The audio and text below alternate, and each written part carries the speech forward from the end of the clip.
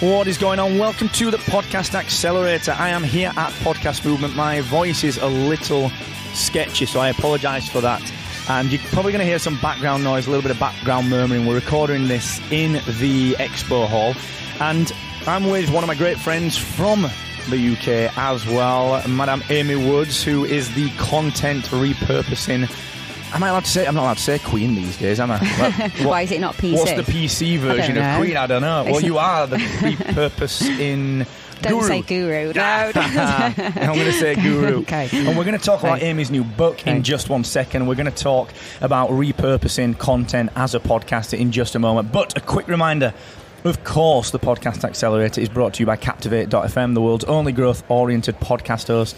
Come and get a demo if you're at Podcast Movement, and go and check out Captivate.fm for a 7-day free trial. So, Amy, welcome. Hello. Thank you. How's the show going? Enjoying Podcast Movement? Yes, it's very good, very big.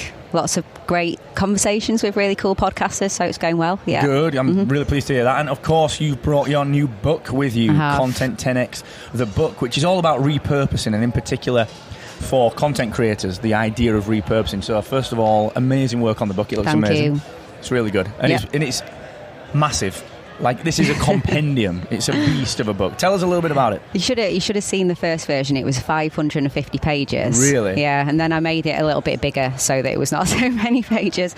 But yeah, basically, it is the, I was going to say the Holy Bible of repurposing, but I don't want to offend religious people by saying Bible, but anyway. You're on my show, it's all right. All right, okay. So it's about repurposing. So what is content repurposing? So it's about getting the most value out of the time that you spend creating content. So changing formats from podcast to video to written content to visuals, changing locations from Apple Podcasts to Instagram, Facebook, websites, guest publications, that kind of thing. So the book covers everything that you need to know. It's not to be consumed as like a start to finish novel. Like, where do I start? It's a bit like a textbook. Like, you know, it's about systems and processes, but also go into what's relevant to you at a certain point in time if you want to explore like certain types of repurposing, basically. I love that. And Amy and I have worked together as well. You know, I only work with people that do the best work, and Amy's been doing this for a while now, and we spent a lot of time working on. We kind of experiment with things, so I'll text Amy with an idea, and then we'll try it for a few months, and I'll be like, well, actually, we're going to try a new idea. That's what I love about how agile you are, and the team that you've got is fantastic. So when I used to do the 7-Minute Mentor, we experimented for about 3 months with repurposing these podcast episodes into blog posts. Kieran's just turned up with a brew. Thanks, mate. You know what, mate? Thank you. That's the nicest thing I've ever do. That you'll ever do for me. I appreciate that. Thank you. You didn't get Amy one, though, did you? Coffee, please. Coffee, please. I'm going to get to go get your coffee. Okay. Oh, that's it. You see how this is just milk, please. This is not getting edited out. This is live on the floor of Podcast Movement. So funny. So like I said, we used to do these blog posts, this repurposing of these 7-Minute Mentor episodes. It went really, really well. We used to post it out on LinkedIn, got some traction from it. What I was so impressed with this, and this is why we started to do a little bit more work together, was people thought genuinely that I was writing these things, because we worked hard on the voice. Yeah. Like, you know me, I'm a little bit sweary. Yeah. I'm a little bit, straight down the line. And Amy's team worked hard on that. Tell me a little bit about that, because podcasting is very much about the voice of the creator. Yeah. How do you ensure that when you are repurposing something, you actually hit that tonality?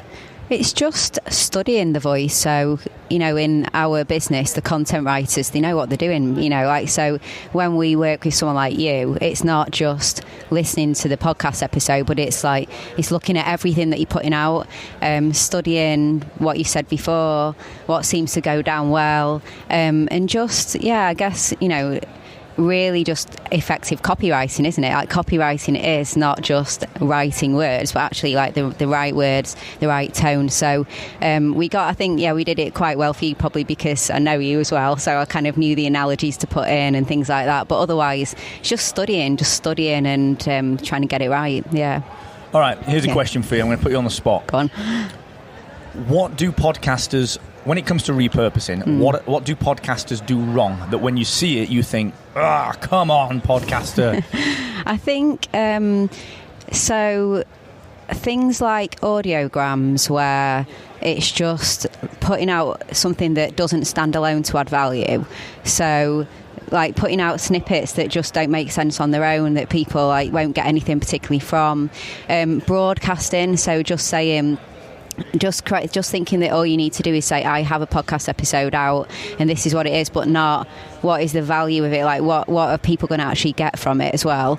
And I also think it's kind of copy and paste approaches rather than respecting different platforms. So you're not going to repurpose and create content for LinkedIn in the same way as you would for Instagram, or Instagram in the same way as you would for Facebook, etc. So I think it's just kind of not being respectful of the different platform, and that you can't just do the same thing on every platform and think that it will take off in the same way. So it's that lack of respect, really. I like that lack of respect for the platforms and the content on those platforms. Yeah. So certainly we've seen that 1,000 times now. Do you know what? There's so many headliner style tools out there. You know, the headliner guys are here today, and Neil and the guys are the great team. But I'm with you on that. I think audiograms are an absolute waste of space. I don't think they work out of context. I think if they're done properly and they're a standalone piece of kit, that's fine.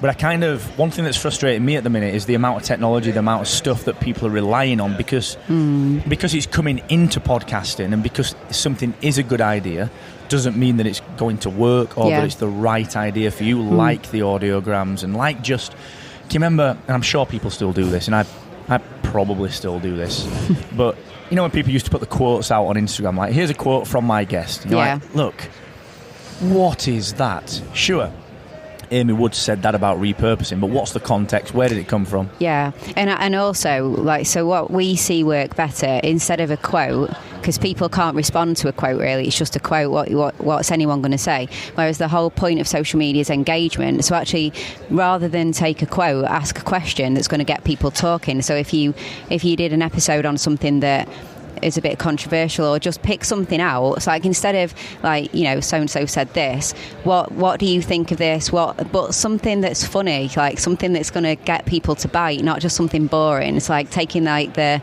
respecting. People want to engage, people don't want to read a quote because that's not interesting. So no, I like that. Definitely putting the social into the social media side. I think podcasters forget that. You know, one thing that frustrates me that I'm sure you'll be familiar with is that when podcasters believe they are repurposing and or marketing by simply automating stuff and sending stuff out, like you said, on mass, on broadcast level. So something that you do that I really like, that I'm speaking about when I do my talk later today, is the way you go live. It's not repurposing as such, but you go live every Friday, don't you, with your audience? And that's a barrier for podcasters to actually connect with their audiences and reach them, because you sit there in a room or studio with your mic, and then there's like a big barrier. So what you do of then having the repurpose method, where it's like, okay, so I'll do these 3 episodes, but then you can engage with me every Friday and we can talk about it a bit more, go into a bit more depth, have that one-to-one or one-to-many. That's the kind of repurposing, like you saying, copy and paste isn't great, but things like that, like being effective in the medium, like, so you're going to video, you're going to live, but it's still repurposing because you're talking about the episodes and the topics, but in a way that you reach and connect with your audience. So, well, I appreciate that, and it's something that I work hard on. I don't know if I've made this up, I'm sure I've made it up, but I call it a presence promise for podcasters. So I always say that, you know, you've got to promise to be present somewhere. And that, whether that's a community, and you know, whether it's via text, you know, within a Slack community or a Facebook group, I think that's great. But I think you can do something more than that. So whether it's a dial-in phone call, whether it's, like you said, a live video, just some kind of presence promise where you said, you know what, you listen to my podcast whenever the heck you want, but at this time, on this day, every single week, I will be at this place doing this thing, and you can come up and you can interact. It's this kind of it's almost like going abroad. You know, when you come to the States or whatever, and you're from England, and you think, right, okay, I need something that I recognise. I'm tired, I've been travelling. You see a Starbucks, you know the Starbucks is going to be the same as the Starbucks in the UK.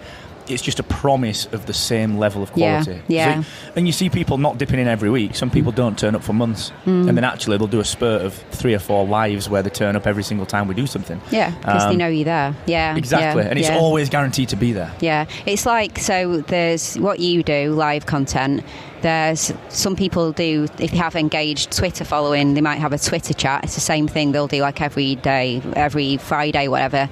Instagram, I really like how some podcasters do, they ask me anything in stories as well. Like that works really well, where through the week or whatever it is, like through a certain period of time, people ask all the questions and then they'll just spend like an hour or so, not live, but answering all of those questions as well. But it's like you said, it's just a promise to connect, isn't it? So yeah, I love like that. Mm. Right, let's stick a pin in it. You've got to get your talk done. You're at Amy's talking today. If you're at Podcast Movement, if you've got the replays, go and check out Amy Woods' talk on content repurposing. She's the best in the world at this, excellent at it, does everything the right way, no kind of black hat SEO crap when it comes to Amy's work. It's really, really high quality stuff. And I actually work with Amy's team myself. We actually repurposed my TEDx talk. Amy kindly did that for me as a kind of a bit of an experiment, which made me look really bloody good. So thank you very much for that. No problem. Amy's rolled that service out now. So if you're a speaker, public speaker, if you've got assets that you've already got and you're thinking, actually, how can I get more exposure, please go and check out Amy, content10x.com. And when's the book out? When's that available? It's available now, pre-order, content10x.com/book. I love it. Well, congratulations. Thank it's awesome. you. Cheers. Right, guys, listen, this is always a pleasure. Thank you to everyone that's turned up to see us at Podcast Movement. We had some great conversations with some amazing people. Shout outs to Kat and Mel and Arnie, listeners to this show and podcast websites, Captivate members, Rebel Base Media, family members. And you're going to hear a couple more interviews from Podcast Movement as we roll through the next few episodes of the Accelerator. So until next time, never forget, the more you expect from yourself, the more you will excel.